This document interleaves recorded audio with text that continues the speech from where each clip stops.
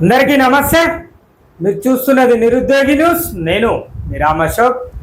ఈరోజు మనం ప్రైవేట్ దవాఖానాల కోసం ఒక ముచ్చట మాట్లాడుకోబోతున్నాం.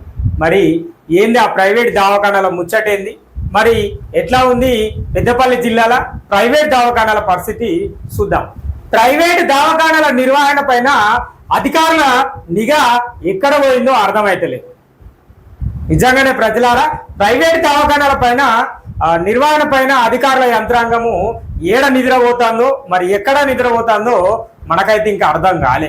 ఇక ప్రైవేట్ దవాఖానాలు అన్ని నిబంధనల మేరకు పనిచేస్తున్నాయా? మరి ఇదొకటి ఆలోచించాల్సిన ముచ్చట. మరి ఆ నిబంధనలు అన్ని మర్చిపోయి పనిచేస్తున్నాయా కూడా ఆరా తీసే నాదుడే కరువైండు మన పెద్దపల్లి జిల్లా ప్రైవేట్ దవాఖానాల పైన. మరి కొత్త కొత్త ముచ్చట్లకు తావదీస్తుందనే చెప్పుకోవాలి. వైద్య శాఖ అధికారులు తనిఖీ చేయడం లేదని ప్రజలు కూడా ఒక చర్చ పెట్టుకోవాల్సిన అవసరం ఏర్పడుతుంది పెద్దపల్లి జిల్లా ప్రైవేట్ దవాఖానాలల్లో. ఇక ప్రభుత్వ నిబంధనల ప్రకారమే వ్యవహరిస్తున్నాయా మరి అన్ని ప్రైవేట్ దవాఖానాలు? లేదంటే వాళ్ళ ఇష్టారాజ్యంగా వాళ్ళకి ఏది కనిపిస్తే అది ఎట్లా చేస్తే అట్లా ప్రభుత్వ నిబంధనలను కాలరాసి పనిచేస్తున్నాయా అన్న ఆలోచనలు కూడా కొత్తగా వినిపిస్తున్నాయి. ఏదేమైనా కూడా ఏ చికిత్సకు ప్రైవేట్ దవాఖానాలల్లో ఏ చికిత్సకు ఎంత తీసుకోవాలి, మరి ఏ టెస్టుకు ఎంత తీసుకోవాలి అని ఒక ధరల పట్టిక పెట్టాలి. మరి ఇవన్నీ చేస్తున్నాయా ప్రైవేట్ దవాఖానాలు అన్నీ? మరి వీ యొక్క నిబంధనలు అన్నీ మర్చిపోతున్నాయా? ఇదన్నీ ఆలోచించాల్సిన ముచ్చటనే ప్రజలారా. ఇక అధికార యంత్రాంగం, మరి వైద్య ఆరోగ్య శాఖ అధికార యంత్రాంగం ఎక్కడ పోతున్నదో, మరి ఏం చేస్తున్నదో కూడా అర్థం కాలేని పరిస్థితి అనే చెప్పుకోవాలి. ఇక వైద్యో నారాయణ హరి అంటాం కదా మనం అందరం. మరి ప్రజలారా, వైద్యో నారాయణ హరి అని అంటే ఆ వైద్యుడు దేవుడితో సమానం అని చెప్పుకుంటారు. కానీ కొంతమంది డాక్టర్లు ఏం చెప్తున్నారు, పాపం వాళ్లకు ఉన్న దాంట్లోనే ఫీజులు తీసుకొని వాళ్ళు కొంత మేరకు ప్రజలకు సేవాభావంతో పనిచేసే డాక్టర్లు కొంతమంది ఉంటే ఇక ఇదే ఛాన్స్ బై ఇక మనకు దొరకదు, మళ్ళా అవకాశం రాదు, మళ్ళా మనకు రోగాన పడిన వ్యాధిగ్రస్తులు దొరకరు, ఇక ఇదే మనకు అదును అని చెప్పేసి వాళ్ళకి ఇష్టం వచ్చినట్టు వాళ్ళకి ఏది నచ్చితే అది, ఏ విధంగా నచ్చితే ఆ విధంగా ఫీజులు వసూలు చేసుకుంటున్నారు. ఇదంతా ఒక తతంగంగా మారింది పెద్దపల్లి జిల్లా. మరి ప్రత్యేకంగా రామగుండం మున్సిపల్ కార్పొరేషన్ లో ఉన్న ప్రైవేట్ దవాఖానాల కోసము మనం ఇక్కడ మాట్లాడుకోవాల్సిన ముచ్చట. మరి మన జిల్లాల ప్రైవేట్ దవాఖానాలు ఎక్కువగా ఎక్కడున్నాయ్యా అంటే దవాఖానాలు ఎక్కువగా ఉన్నాయని చెప్పుకోవాలి. అన్ని విభాగాల డాక్టర్లు, డెంటల్ డాక్టర్లు కావచ్చు, వెటర్నరీ డాక్టర్లు కావచ్చు, లేదంటే జనరల్ ఫిజిషియన్లు కావచ్చు, ఆర్థో కావచ్చు, ఏ విభాగానికి చెందినా కూడా ఈ యొక్క గోదావరిఖని పట్టణంలోనే ప్రైవేట్ దవాఖానాలు ఎక్కువగా ఉన్నాయని చెప్పుకోవాలి. అటు పెద్దపల్లి జిల్లా కేంద్రమైన పెద్దపల్లిలో కూడా ఉన్నాయి. మరి అక్కడ కూడా నిబంధనలు అనేది కనబడతలేదు. ఇటువైపు చూస్తే మంతిలో కూడా పరిస్థితి గట్లనే ఉన్నదని చెప్పుకోవాలి. ఇక ఎవరు పట్టించుకునే నాదుడే కరువైంది. మరి ప్రైవేట్ దవాఖానాలు నిబంధనల మేరకు పనిచేస్తున్నాయా లేదా, అసలు నిబంధనలు ఉన్నాయా లేదా, ధరల పట్టిక సూచికను చూపిస్తున్నారా లేదా, మరి ఎవరితోటి టైప్ అయి ల్యాబ్ టెక్నీషియన్లు, హాస్పిటల్లు, మెడికల్ షాపులు అన్నీ కలిసి ఒక వ్యవస్థగా మారి మరి ఒక మాయాజాలాన్ని సృష్టిస్తున్నాయి ప్రైవేట్ దవాఖానాలు. మరి వీటన్నింటినీ పట్టించుకునే నాదుడే కరువైందా? మరి ఏం జరుగుతుంది పెద్దపల్లి జిల్లాలోని ప్రైవేట్ దవాఖానాల్లో? మరి ఇది కూడా ఆలోచన వేయాలి ప్రజలారా.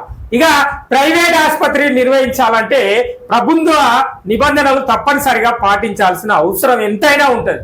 కానీ బెడ్ ఛార్జీలని, తర్వాత ఇంకా చికిత్స ఛార్జీలని, లేదంటే ఏదో టెస్ట్ అవసరం లేని టెస్టులు చేయడము, అవసరం ఉన్న టెస్టులను పక్కన పెట్టి అవసరం లేని టెస్టులను చేపియడము, అవసరం లేని వ్యవస్థను తయారు చేయడము, ఇట్లా ఏ టెస్టుకు ఎంత తీసుకోవాలి, మరి ఏ ఎక్స్రే ఇస్తే ఎంత తీసుకోవాలి, ఎంఆర్ఐ స్కాన్ ఇస్తే ఎంత తీసుకోవాలి, మరి లేదంటే ఇతరాత్ర అవసరాలు బెడ్ ఛార్జీల పైన కావచ్చు, మరి ఇతరాత్ర వాటిపైన ఏం జరగాలి, బయో వ్యర్థ పదార్థాలను వ్యర్థ నిర్వహణ, బయో వ్యర్థాలను నిర్వహణ చేసే వాళ్ళ నిబంధనల పట్టికా రూపాన్ని చూపెట్టాలి.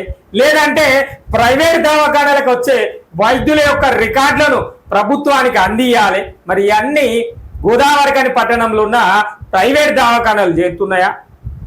మరి లేదంటే పెద్దపల్లి జిల్లా కేంద్రంలోని పెద్దపల్లి పట్టణంలో ఉన్న ప్రైవేట్ దవాఖానాలు అన్నీ చేస్తున్నాయా?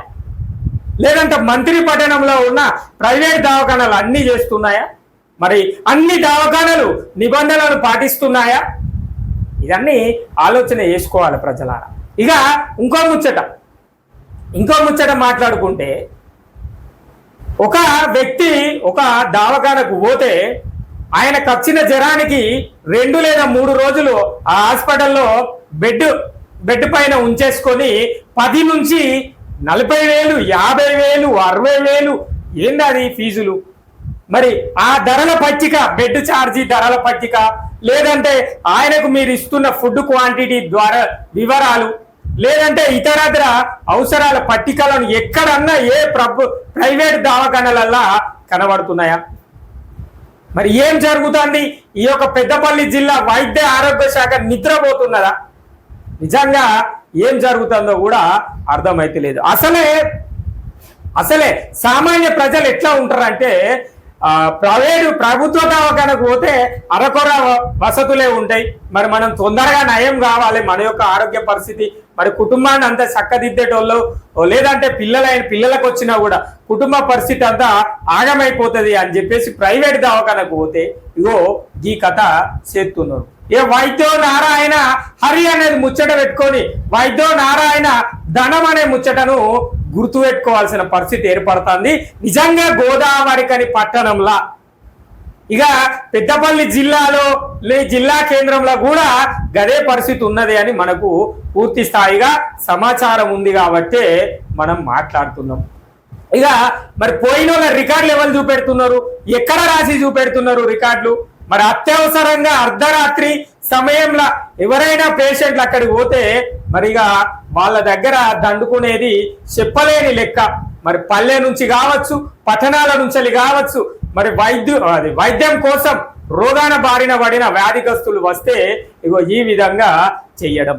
ఇక మిగతా కొన్ని హాస్పిటల్ స్వచ్ఛందంగా చేస్తున్నాయి. కొంత మేరకు ఫీజులు తీసుకొని కొంత మేరకు తక్కువ మేరలోనే వాళ్ళకు మందులు అందించే అవకాశం చేసి సేవాభావాన్ని సాటుకుంటాను. ఇక మరి కొన్ని హాస్పిటల్ అయితే ధరల పచ్చికలు కనబడతలేదు. ఆపరేషన్ చేస్తే ఎంత తీసుకుంటారో చెప్తలేరు, బెడ్ ఛార్జీ ఎంతనో చెప్తలేరు. మరి నార్మల్ ఉంటుంది, అందులో ఏసీ ఉంటుంది, ఇంకా అన్నీ ఉంటాయి. మరి ఆ వివరాలు ఎవరు చెప్తలేరు, ఎక్కడ చెప్తలేరు. ఇక ల్యాబ్ టెస్ట్ పట్టిక వివరాలు అయితే కనబడాయి. ల్యాబు టెక్నీషియన్ ఎంత చెప్తే మనం గంటే ఇవ్వాల్సిన పరిస్థితి నెలకొంటది. ఇక అనేక రకాలుగా ఏది మాట్లాడుకున్నా కూడా చిన్న విషయం, మన ఆపరేషన్ థియేటర్ దగ్గర కొన్ని సందర్భాల్లో నేను చూసిన సందర్భం చెప్తున్నా. మత్తు ఇంజెక్షన్ ఇవ్వాలంటే ముందుగా పైసలు ఇస్తేనే మత్తు ఇంజెక్షన్ ఇస్తారు. అట్లాంటి పరిస్థితి నెలకొంటుంది. అది ప్రైవేట్ దవాఖానాలలో ఉన్నది మరి పరిస్థితి. ఇది అంతా మరి అధికారుల కనుసంధానంలోనే నడుస్తున్నదా, లేదంటే అధికారుల నిర్వహణలోనే నడుస్తున్నాయా? ఇంకా మాట్లాడుకుంటే ప్రభుత్వ దవాఖానాలలో పనిచేసే వైద్యులు ప్రైవేట్ క్లినికులను పెట్టుకొని ప్రభుత్వ దవాఖానికి ఉదయం పూట వచ్చిన వ్యాధిగ్రస్తులను లేదంటే రోగులను మళ్ళీ సాయంకాలం ప్రైవేట్ దవాఖానాలకు పంపించుకునే పరిస్థితి కనబడుతుంది. ఇదంతా పెద్దపల్లి జిల్లాలో గోదావరిఖని పట్టణంలో, అటు పెద్దపల్లిలో, ఇటు మంతనిలో, అన్ని ప్రాంతాలలో ఇదే కనబడతారు. అసలే మూలిగే నక్క మీదనట తాటిపండు పడ్డదట. ప్రజలారా, మనమే మూలుక్కుంటున్నాం. మన దగ్గర ఆర్థిక భారం ఉన్నది.